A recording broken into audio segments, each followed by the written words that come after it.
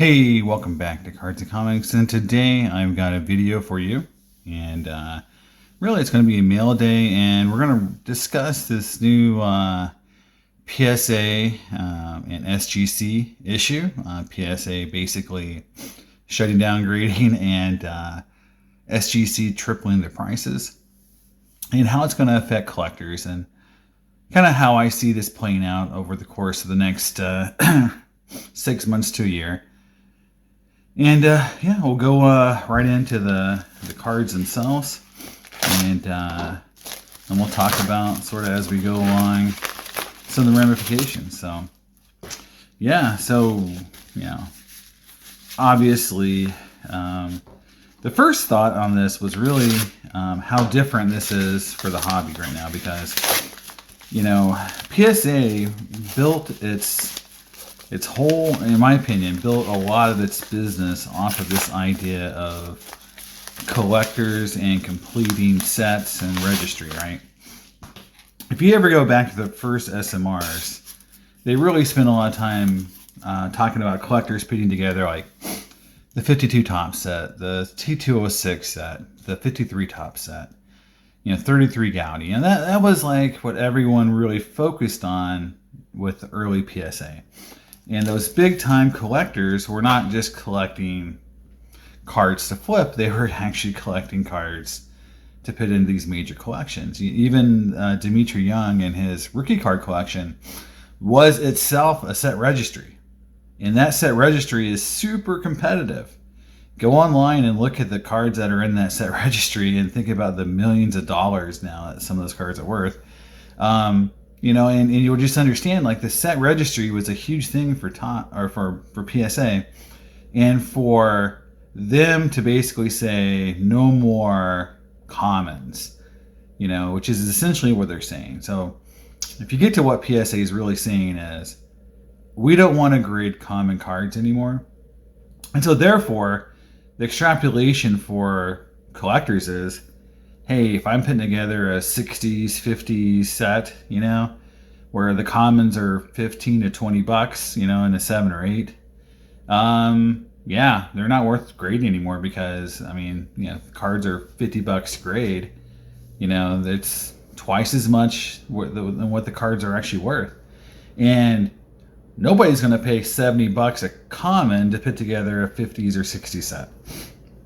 Even the people putting together, 9s and 10 sets maybe, but I know a lot of people that were putting together 6 to 8 grade sets from the 50s and 60s and 70s, and no 70s or 80s sets are ever going to be built again in PSA.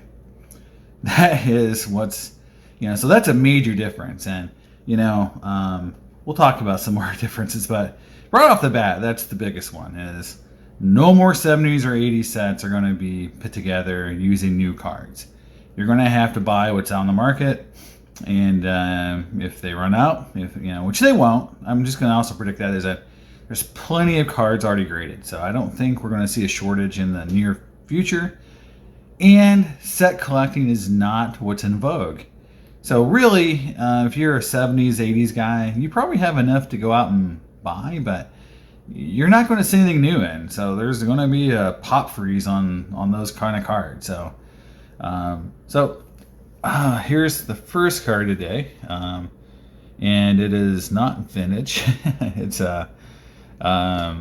It is a Jordan Alvarez orange refractor. I just like the look of this card. I just, I know there's this, new thing, around getting cards, from the uniform colors and all that. I just liked it. I like the player. I know he's an Astro. A lot of people don't like the Astros right now. But it's just a really nice looking card, and it came at a really good price. So I went ahead and grabbed it. I like it. Again, I do some modern. I kind of dabble in it. It's kind of more of a hobby. So that's the first piece, about PSA. Is, as a collector, I just, that kind of bothers me a little bit.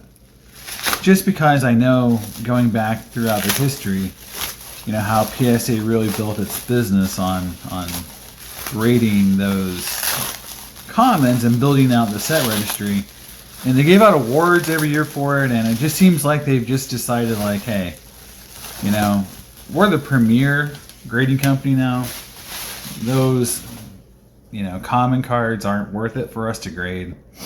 And yeah, that's where we are. So if you don't like those cards, you know, in terms of, you know, or if you think that, you know, the volume of PSA should be dedicated to these high-end cards, then, you know, this is really what they're saying. And in some cases, I understand from a financial model, they're 100% right. You know, they should be focused on generating every card that goes through that facility should be max valued for them in terms of revenue. So next up is a 2020 Topps Chrome Black Mike Trout Auto. And again, another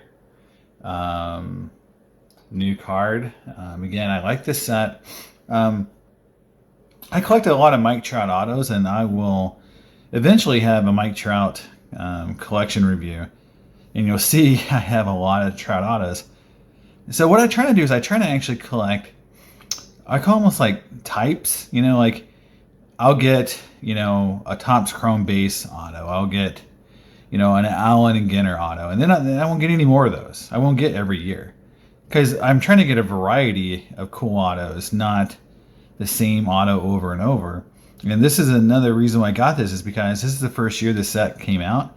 And I like the look of the autos. And I'm really just liking, you know, obviously it's on card. And so it fits a lot of my check boxes for what I want out of Trout autos.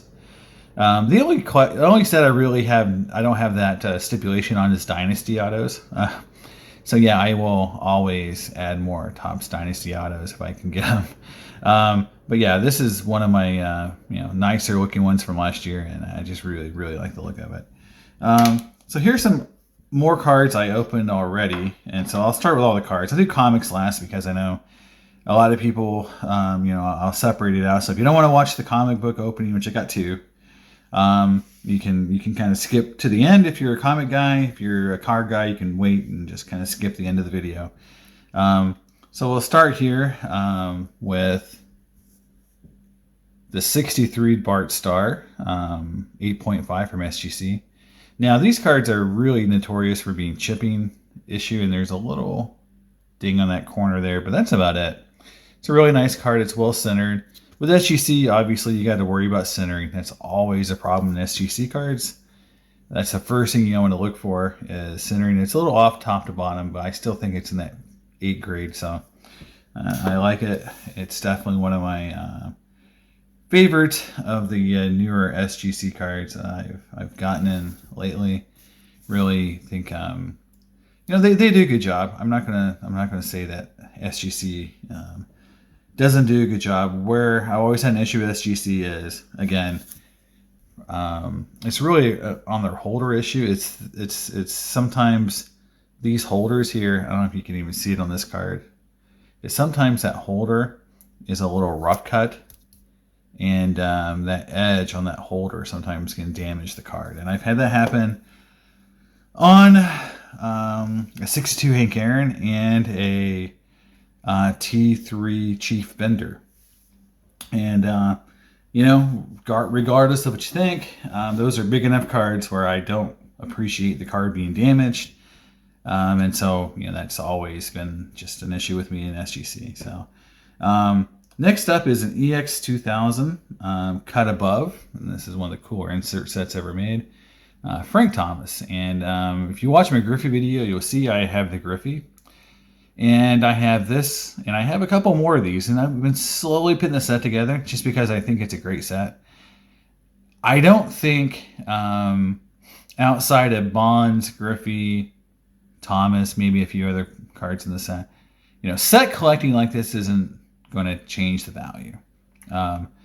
You know, people just don't put sets together anymore. And I've seen in basketball where the other cards in these really popular set, or at least the Jordan's immensely popular, go for, you know, just regular money. And so, you know, the Jordan doesn't elevate the other cards in a set like this. And so I would say, like, if it had a Jeter, if it had a Griffey, those cards don't make the other cards worth more from what we've seen. But Thomas is definitely number 2, number 3 in the 90s. So, Jeter, Griffey, Thomas, Nolan Ryan, those guys are big. Barry Bonds is still pretty big.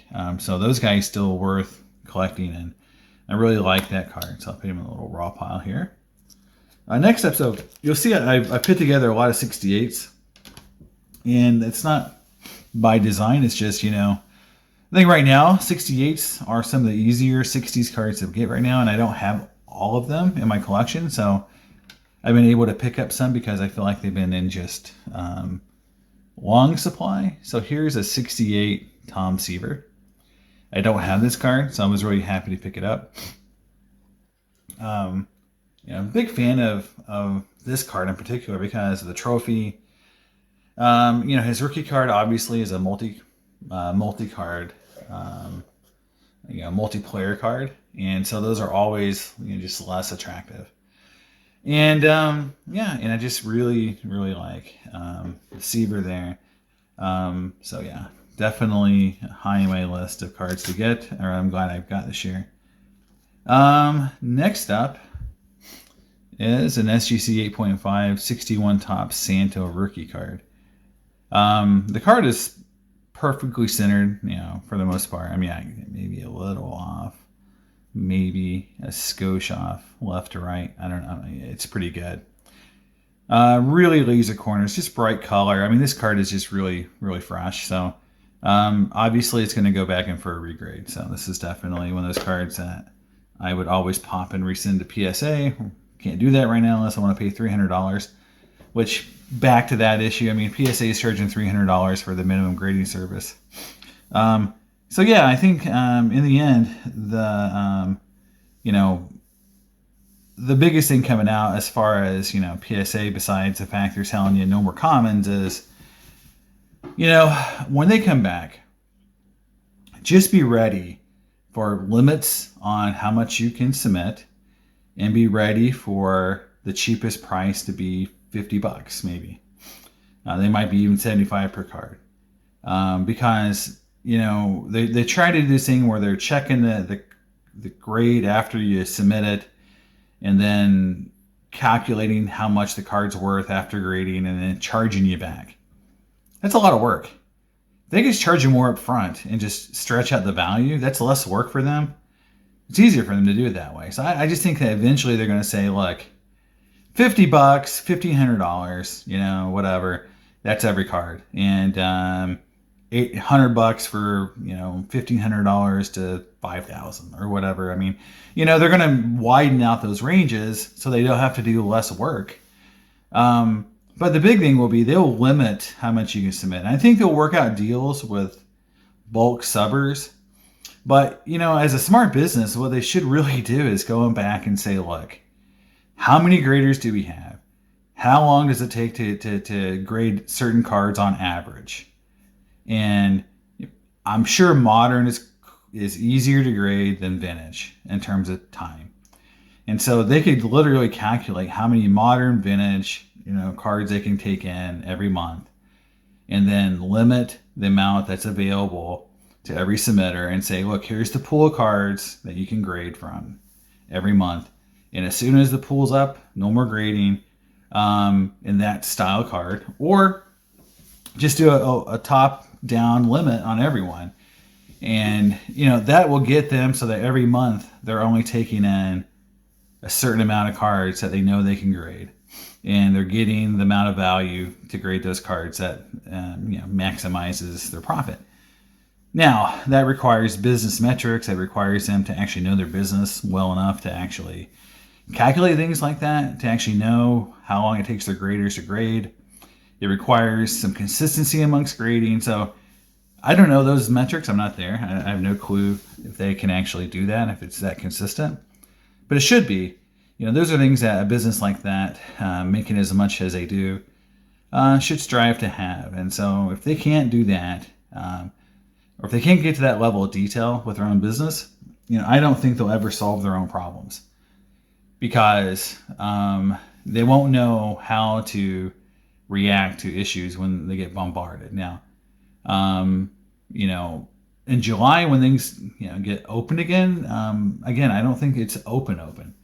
It's going to be a delayed opening. You're going to see certain tiers open with restrictions, but people are hoarding right now. If you follow the modern market, which a lot of people on my channel probably don't that much, but prison basketball just had. Select football is getting ready to head. There's all these sets that generally almost every card of every good player, and rookie gets sent in because that's just how the modern market works. And they're getting ready to get slammed. Now, my take on all this has always been, and I'm pretty snarky about it, so I know people may get turned off by it, but you don't really need grading on modern cards. I know it commoditizes and makes it easier to do these transactions on the interwebs, right? But let's face it, guys. I mean, in modern cards, the only difference between a 9 and a 10 is it being regraded. And you regrade it enough, it's going to eventually be a 10 unless it's got damage, in which it could be an 8. But if that card has virtually no damage right out of the pack, it gets in a 9 holder, sub it 3-4 times, it gets to a 9, right? So what you're really paying this huge premium for is just the fact that you're having to spend more time regrading that 9 than you would otherwise. So take that into account, and take into account that you can't grade any of these commons anymore, for the most part. And hopefully the modern guys start figuring out how to price and move and sell raw cards, because that's what's going to require of them to keep this going. Same way for set collectors. I mean, maybe in the future there will be not enough graded commons. People won't grade them anymore, and then people will have to kind of put sets together like they used to. And I think the vintage guys will be fine. I think they're used to putting together raw sets and not getting them graded because it's kind of expensive. I mean, if you think about it, even when it was $8 a card back in the old days, 700 card sets. I mean, you're paying $6,000 to grade the damn set.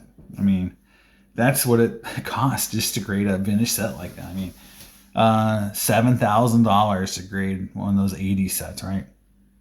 There's no way you're getting that money back out, even if they all grade between 8 and 9. You'd have to get a bunch of 10s on some pretty rare cards to really start making any money on those sets. Not to mention the Hall of Famers in there that are probably going to be, maybe you'll get a 10 on a Wade Boggs rookie card. Okay, great. That set's now worth a lot more money, but when you go to sell it, they'll want to break it up because people only want that one card. They don't want the 700 commons that are an 8 or 9 grade because they're a pain in the ass to get rid of. So I think, since set collecting really has gone by the way of the dodo, I don't think this is going to be as big an issue for collectors as we're probably making. I know some will be very disappointed, if especially there is a lot of dealers that did have a kind of a niche in this whole grading commons, especially the short print commons to make sets. But I think that's really not as much prevalence anymore. And I've seen some of those short prints. Like I paid attention to 61 tops, like Jim Gentle and the team card, the Pirates and Twins team card, and the really rare Joe Gibbon from 1961. Right? They're always high number short prints and tough to get in 8s, and those prices have not done anything because nobody's really because you only care about those cards if you're putting the set together. And as the set collectors kind of wane down and that becomes less of a priority, those kind of cards are going to get less pricing because who's going to pay $1,000 for Joe Gibbon? Who's going to pay $1,000 for the Twins team card? I mean, that, is probably going to go down. And so, yeah, I think that is sort of where we're at, with some of these changes with PSA. But, SGC is a different story now. I think SGC is just reacting. I don't think there's going to be any real changes to people's behavior with SGC in the short term, meaning that, if you weren't an SGC subber, if you just used them because you couldn't get in the PSA anymore, then you're not probably going to use them in, the new pricing. And if you loved SGC, you're still going to send cards in at $75 if they're going to be worth it. They're still good cards, a couple $100 cards. I don't think that's going to change too much. I don't think it's going to make people either love or hate SGC. As far as the new grading companies, I don't know enough about them other than just that they don't have enough volume to really understand what they're going to be priced at. I do know that HGA lottery system is what it is. I think that their holders are hit or miss. They don't know how to grade vintage. I've seen some definitely signs that they don't know how to grade vintage. So don't be sending vintage to HGA right off the bat. Because, like we said, when you're using computers and things with cards that vary in size quite a bit, the cuts are different. I mean, my God, if they saw an O-Pee-Chee card, the computer probably would blow up. If a 74 O-Pee-Chee card ran through HGA, oh my God, they wouldn't even know what to do with it. But that's the thing, is like, these new grading companies are all designed to grade. CSG is designed to grade, Pokemon cards, and HGA is designed to grade Prism cards. And that's what they're designed to do. You can, argue that all you want, but that's how those companies really thought, hey, there's a bunch of Prism cards that need to be graded, and we can make custom slabs for HGA, and for CSG, we can grade a shit ton of Pokemon cards. And, and people like us because, we do a lot of comics, and so we can create a niche. None of them went in there saying, like, hey, I'm going to grade a bunch of T206 cards and make sure that they haven't been rebacked or have, been altered, power erased. No. As much as we bag on PSA, at least they know what that stuff means. I have no clue if these other companies even understand, what it takes to grade some of these vintage cards and catch the stuff that PSA does catch. I mean, they catch some stuff, not everything. I'm not a PSA apologist, okay? But of all the grading companies, they're the one in SGC are going to at least catch some of the more obvious stuff. These guys, I'm just saying right now, don't be surprised if you start seeing fakes and some other stuff making it through these holders. These guys doing this kind of funny stuff with cards will test these guys out. And we'll see. Maybe they'll surprise us. Maybe these guys have figured something out and can catch these cards, but I'm not going to be the guinea pig on these guys until I see the results on a more bigger sample size. And so, I think right now we don't have any real idea of what's going to happen card wise in terms of somebody taking over number 2, number 3 slots, from Beckett and SGC. It's just too early to tell. And nothing's going to fix the issue we have right now, which is basically PSA being out of the market for right now.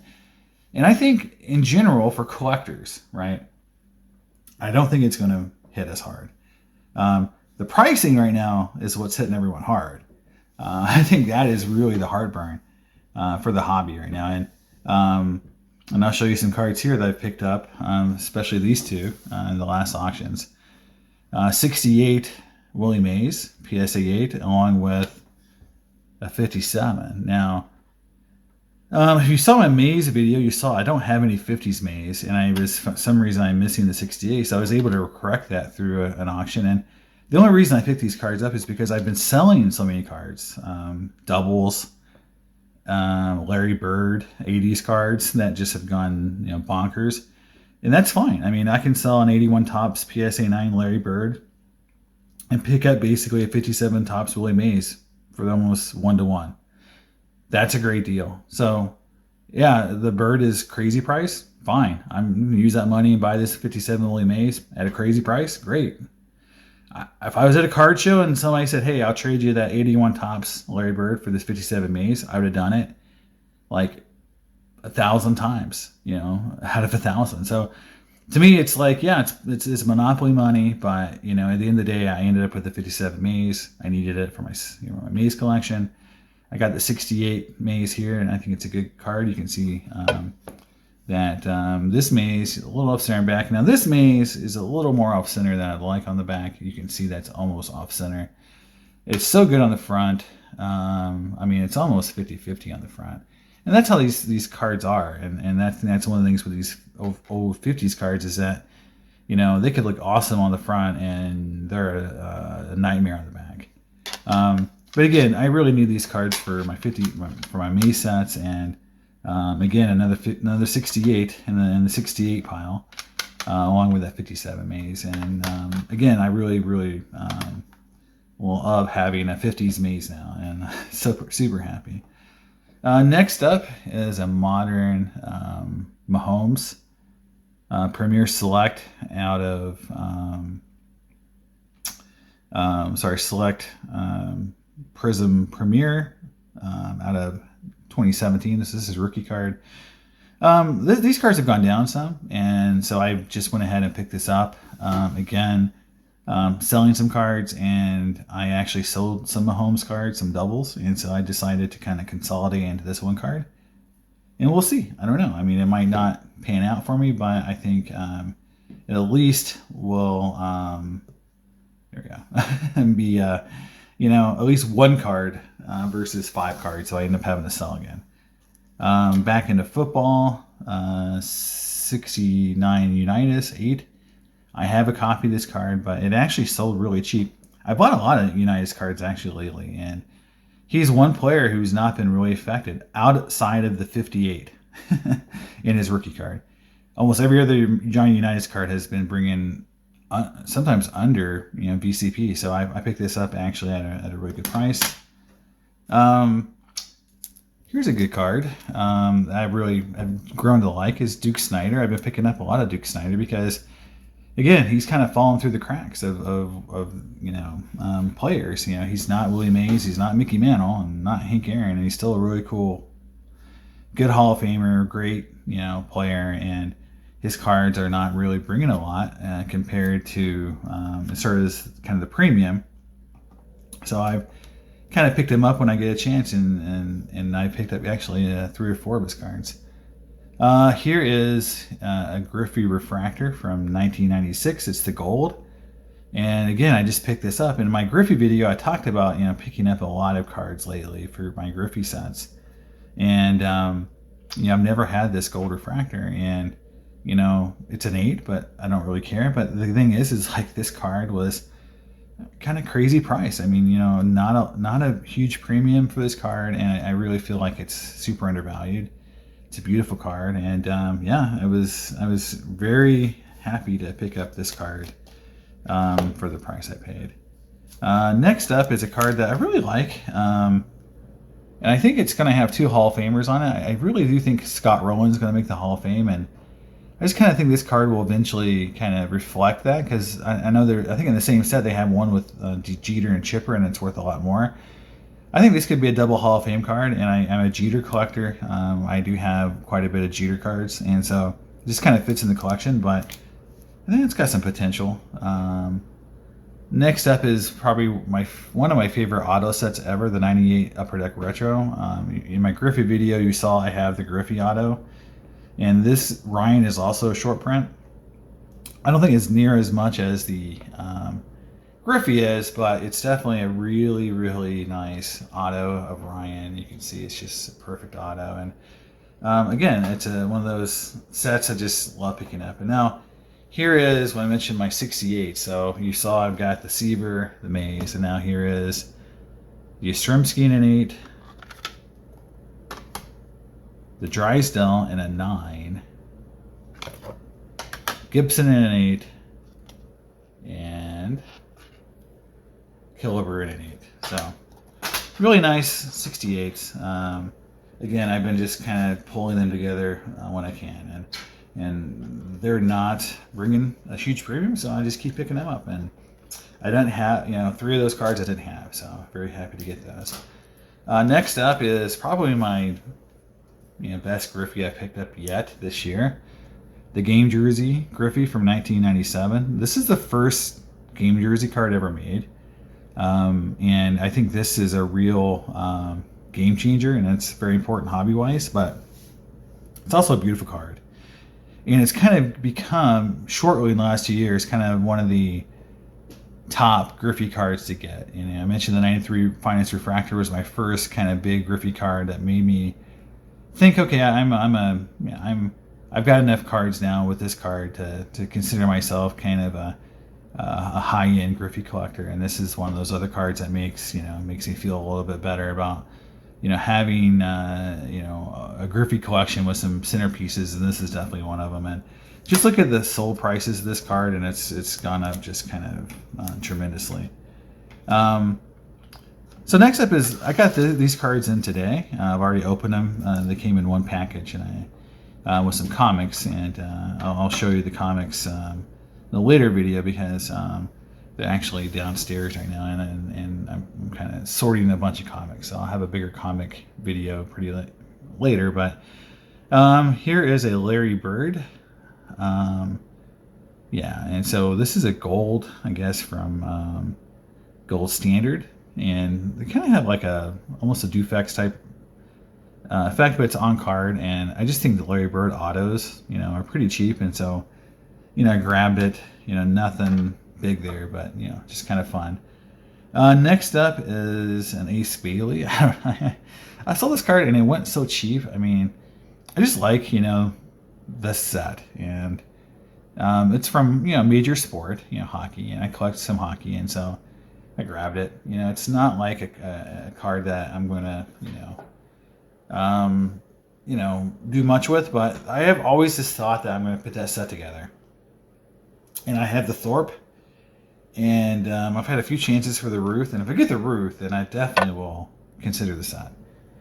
I used to own the Ruth at one point. Here is 52 Bowman Monty Urban, and just like these set. I just like cards from this set, and this one's really well centered, and just like all cards, all these vintage cards like this, they just look so old, and they look so cool. I just like any player from that set. Almost just like they're almost little. They're definitely little pieces of artwork. And not last, but second to last is I picked up this '78 wax pack, Top Superman. I just think these '70s wax packs are pretty cheap, but they look really cool and they display really nice. And I have a growing wax pack collection, and sometimes you get these for like $50-$60, and to me they're worth it to pick up at that price point. And for the cards, last is this. So this was my biggest deal I've made this year. I sold cards. I did some other things financially to kind of get this card, and it's my favorite card by far. It's so well centered in the color on this card. This 3. Kind of showing the light a little bit. I mean, it's super nice for the grade. And as far as buying cards like this or picking up cards, obviously it goes into kind of your centerpiece kind of collection for me. You saw all these other cards, and obviously, like that 57 Maze is also a great card, but I think these Ty Cobb cards, and I really think these candy cards are so undervalued because people pay so much attention to the T cards that they don't understand that these E cards population reports are sometimes much lower. Like the photo on this card is just a really cool photo. It's like I think it's the only time this photo is used, whereas the M16 set, M116 set, the T sets, all recycled photos. They're used in some other sets. And so this is just a unique card. And I just really like it. And it's a 3, and that's good enough for me. I can't really...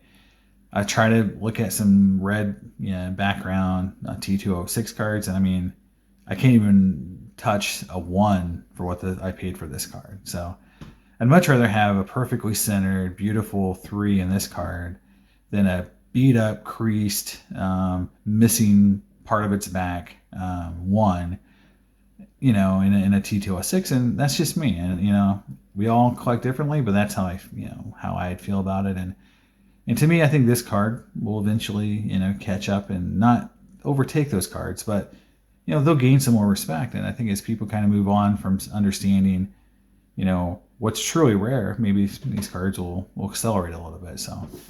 But that is the sports card portion. So kind of move them out of the way here. And that's the end of the card section. So I'm going to cut out the comics and I'll have them in a separate section. And I've got some more Silver Age books and some key first appearances. I've been saving them up.